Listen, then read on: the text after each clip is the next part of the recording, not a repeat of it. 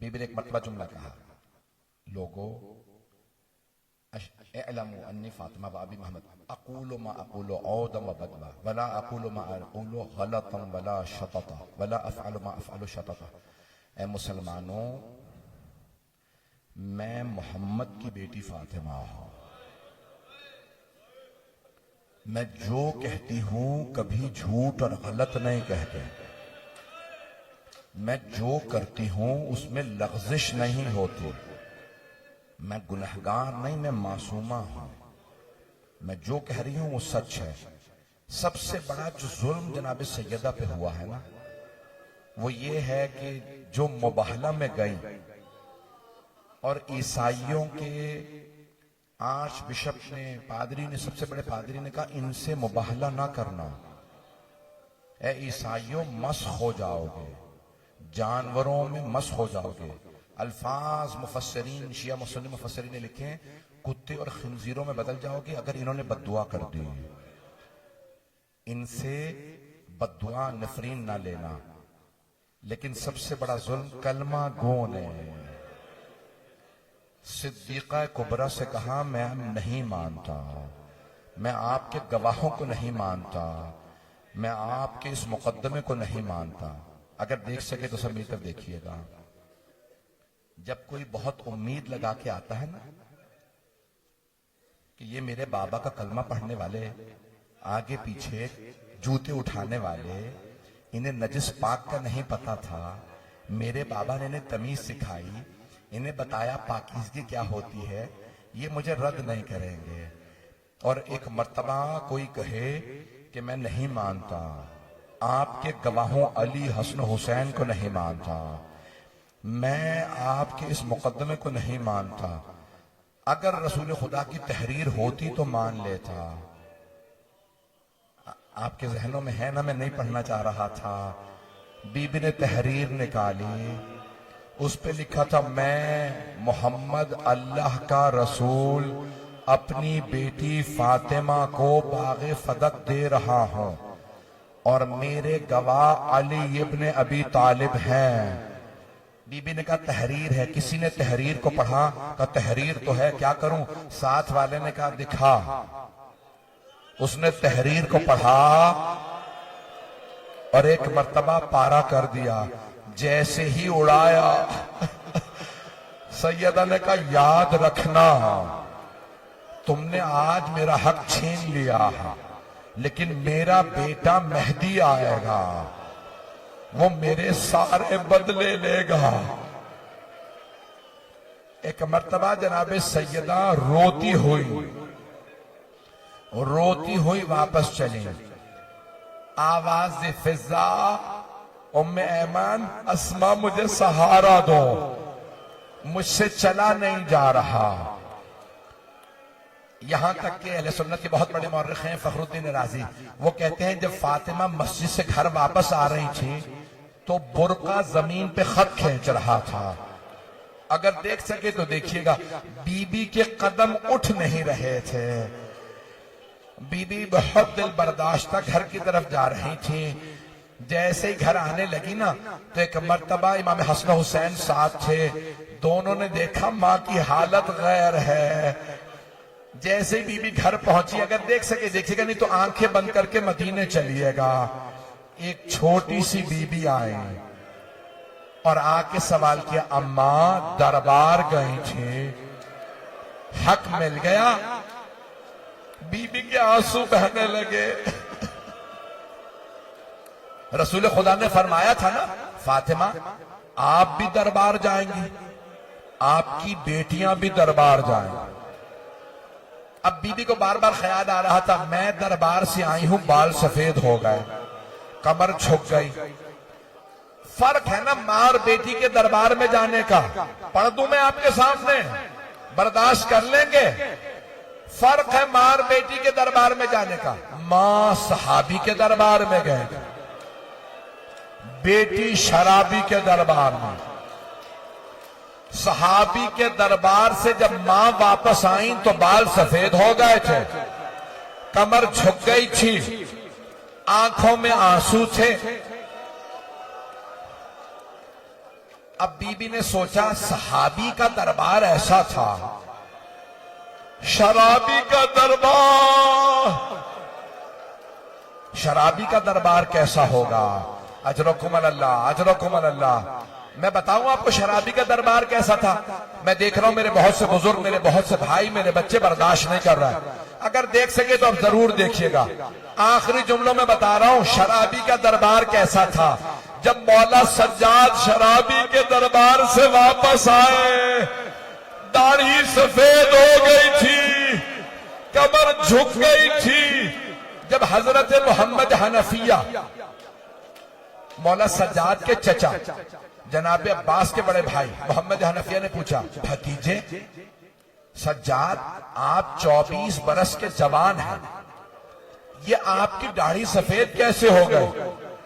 مولا سجاد نے کہا چچا شرابی کا دربار تھا، وہ اشارے کر کر کے پوچھتا تھا ان میں زینب کون ہے؟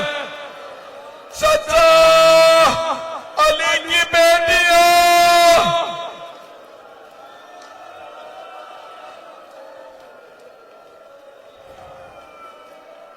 اجرکم اللہ۔ میں تو ابھی اور پڑھنا چاہ رہا تھا۔ بی بی نے ایک مرتبہ بیٹی کو دیکھا، پیار کیا، سر پہ ہاتھ رکھ کے پوچھا، بیٹی جب آپ دربار جائیں گی تو کیا کریں گے؟ جناب زینب نے دیکھا میری ماں کا کلیجہ پھٹ رہا ہے، میری ماں کی حالت غیر ہے، تو نہیں کہا کہ اماں میں شرابی کے دربار میں نہیں جاؤں گی، بس ایک جملہ کہا، اماں میں صبر کر لوں گے۔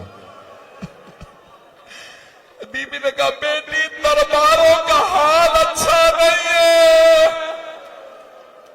جناب سیدہ کیا سوچ رہی تھی؟ بار بار یہ سوچتی تھی یہ وہی مسجد تھی نا جہاں جب میں جاتی تھی میرے بابا کھڑے ہو جاتے تھے، آج میں اتنی دیر کھڑی رہی، کسی نے مجھے بیٹھنے کے لیے نہیں کہا۔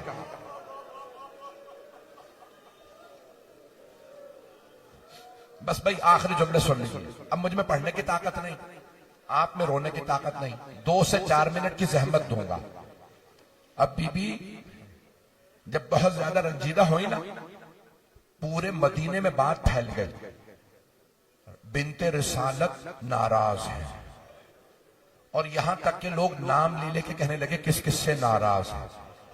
بس بھائی میں جملے آخری پڑھ رہا ہوں۔ جناب سیدہ نے اس پہ اکتفا نہیں کیا، ایک مرتبہ کا ابوالحسن مجھے انصار کے گھر گھر لے جائیے، میں سب کو یاد دلاؤں گی غدیر، میں بتاؤں گی میرے بابا نے کتنے احسانات کیے، لیکن میں دن میں نہیں جاؤں گی، میں رات کی تاریکی میں جاؤں گی۔ پورے مدینے میں باتیں ہونے لگی، رات کی تاریکی میں جب آدھی رات ہوتی ہے سیدہ دروازے پہ دستک دیتی ہے، جب سب لوگ باہر آتے ہیں تو بی بی سوال کرتی ہیں یاد ہے میرے بابا نے کیا کہا تھا؟ سب لوگ کہتے بی بی ہمیں معاف کر دیں۔ کہا اگر علی کا ساتھ دینا چاہتے ہو اس مسجد میں فجر کے وقت پہنچ جانا۔ اب سارے مدینے میں باتیں ہو رہی، آخری جملے سن لیجئے، اگر دیکھ سکے تو دیکھیے گا، نہیں تو آنکھیں بند کر کے مدینے چلیں۔ آخری جملے پڑھ رہا ہوں، میرا آپ سے وعدہ ہے اگر گھر جا کے بھی یہ جملے سوچیں گے نا تو آنسو بہنے لگیں گے۔ اب ہر گھر میں بات ہو رہی ہے، سیدہ رات کی تاریکی میں برقع لیتی ہیں، حسنین کی انگلی پکڑتی ہیں، علی سامنے چلتے ہیں، دروازے پہ دستک دیتی ہیں، بلا کے کہتی ہیں غدیر کو کیوں بھلایا ہے؟ میرے بابا سے وعدہ کیا تھا علی کو کیوں تنہا چھوڑا؟ اب سارے مدینے والے اپنے گھروں سے جھانک جھانک کے دیکھنے لگے۔ ایک بوڑھے آدمی نے کہا کون کون ہے؟ کہا وہ علی ہیں، وہ حسن، وہ حسین، اور وہ جو برقعے میں ہیں فاطمہ۔ اس نے کہا نہیں تم غلط کہہ رہے، وہ فاطمہ نہیں ہے۔ کہا نہیں بابا اللہ کی قسم یہی بی بی فاطمہ ہے۔ کہا فاطمہ تو 18 برس کی جوان ہے، یہ کوئی 80 برس کی بوڑھی خاتون ہے جس کی کمر ٹوٹی ہوئی ہے، ہاتھ میں عصا ہے، چلا جا نہیں رہا، یہ فاطمہ نہیں ہو سکتی۔ ایک مرتبہ اسی آدمی کی بیٹی نے کہا بابا سیدہ کی کمر ٹوٹ گئی ہے۔ اجرکم اللہ۔ بس بھائی نہیں پڑھتا، نہیں پر آخری جملے سن لیجئے. بی بی نے جب ایک مرتبہ ایک بیوی سے کہا سب کو بتا دینا میں ناراض ہوں, جب میں اپنے بابا سے ملوں گی سب سے پہلے ان دونوں کی شکایت کروں گے. بس بھئی اب بی بی کی آخری رات تھی. بی بی نے آواز دی, اے ابوالحسن مجھے رات میں غسل دیجئے گا, مجھے رات میں کفن دیجئے گا, مجھے رات میں دفنائیے گا, میرا جنازہ خود پڑھائیے گا, مدینے والوں کو میرے جنازے میں نہ آنے دیجئے گا. یا علی انہوں نے مجھے بہت ستایا ہے, میں جب اپنے بابا سے ملوں گی مدینے والوں کی شکایت کروں گی. میں نے تمام کر دیا. آج اگر جناب سیدہ کی کسی کنیز کا بھی انتقال ہو جائے نا تو سینکڑوں مومنین جنازے میں آ جاتے ہیں. کائنات کی ملکہ کا جنازہ اٹھا, صرف 14 افراد جنازے میں تھے. جیسے جنازہ اٹھا مولا علی نے کاندھا دے رکھا تھا, جنازہ کچھ دور چلا, مولا علی نے آواز دی جنازے کو روک دو. آواز دی بیٹا حسن مجھے جنازے کے پیچھے کسی کی آہٹ محسوس ہو رہی. مولا حسن نے روکے کہا بابا زینب آ رہی ہے. مولا کے آنسو بہنے لگے. کہا حسن زینب کو گھر چھوڑ کے آؤ, میری غیرت برداشت نہیں کرتی. زینب مدینے کے بازار میں باہر آئے. بی بی زینب نے آواز دی بابا میں برقعے میں ہوں, میں کہوں گا مولا مدینہ شہر ہے, رات کا وقت ہے, ماں کا تابوت ہے, باپ کا سایہ, بھائیوں کا ساتھ, مولا آ لینے دے. مولا فرمائیں گے نہیں میری غیرت برداشت نہیں کرتی. حسن بیٹا زینب تو گھر چھوڑ کے آؤ. مولا حسن نے ہاتھ پکڑا, کبھی بھی گھر چلیے. جناب زینب نے رو کے کہا بابا مجھے ماں کے ساتھ دفنا دے, میں جینا نہیں چاہتی. بابا میں اماں کے بغیر نہیں رہ سکتی. میں کہوں گا بی بی ابھی آپ کو کوفے کے بازار میں جانا ہے, نامحرموں کا مجمع, ہاتھوں میں پتھر, باغیوں کے نعرے, علی کی بیٹیاں.